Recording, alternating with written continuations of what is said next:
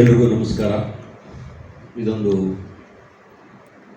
ನಾಡ ಹಬ್ಬ. ನಮಗೆ ಸಂಗೀತ ಪ್ರಪಂಚದಲ್ಲಿ, ಕರ್ನಾಟಕ ಸಂಗೀತ ಪ್ರಪಂಚದಲ್ಲಿ ಪರಿಷತ್ತು ನಡೆಸುವಂತಹ ಈ ಸಮ್ಮೇಳನ ನಮಗೆಲ್ಲ ಇದು ನಾಡ ಹಬ್ಬ ಇದ್ದ ಹಾಗೆಯೇ. ಅದರಲ್ಲೂ ವಿಶೇಷವಾಗಿ ಸಾಂಸ್ಕೃತಿಕ ನಗರಿ ಮೈಸೂರಲ್ಲಿ ಈ ವರ್ಷ ಆಗ್ತಾ ಇರುವಂಥದ್ದು, ಅದರಲ್ಲೂ ಗಾನ ಭಾರತಿಯಲ್ಲಿ ಆಗ್ತಾ ಇರುವಂಥದ್ದು ನನಗೆ ತುಂಬ ಸಂತೋಷವನ್ನು ಕೊಟ್ಟಿದೆ.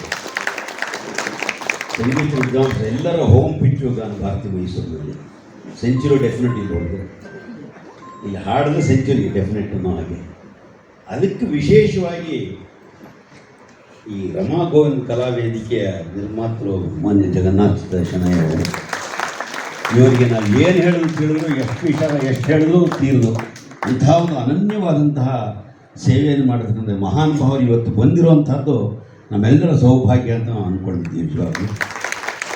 ಹಾಗಾಗಿ ಇವತ್ತಿನ ಈ ಸಮ್ಮೇಳನದ ಪ್ರಥಮ ದಿವಸವೇ ಮೈಸೂರಿನಲ್ಲಿ ಇಷ್ಟು ಜನ ಬಂದಿರುವಂತಹದ್ದು ಇದೊಂದು ಚರಿತ್ರಾರ್ಹವಾದಂತಹ ವಿಚಾರ ಅಂತ ಹೇಳಿ ಇಷ್ಟಪಡ್ತೀನಿ. ವಿದ್ವಾಂಸರು ಸೇರುವಂತಹ ಸಭೆ ಇದು. ಉತ್ತಮರಿಲ್ಲದ ಸಭೆಯು ತಾನೇಕೆ ಅಂತ ಪುರಂದರು ಹೇಳ್ತಾರೆ, ಪುರಂದರರು.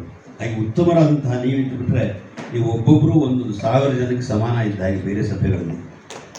ಹಾಗಾಗಿ ಇವತ್ತಿನ ಈ ಗಣ್ಯರ ಸಭೆ ಮನಸ್ಸಿಗೆ ತುಂಬ ಮುದವನ್ನು ಕೊಟ್ಟಿದೆ.